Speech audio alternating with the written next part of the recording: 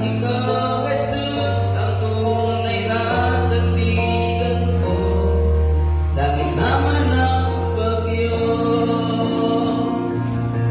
Aking Diyos, ikaw ang dakila kaysa anong bagay at anumang dalahin na sa aking buhay.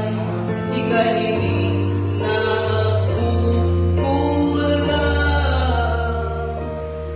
kailangan mo'y ikaw lamang.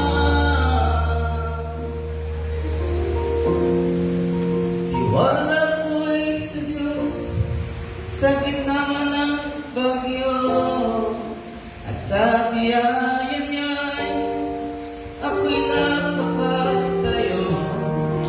Anong man ay malakas, alam kong ako'y ligtas. Pagkat ikaw, Jesus, ang tunay na sandigan ko sa gitna man ng bagyo. Sa gitna man ng bagyo.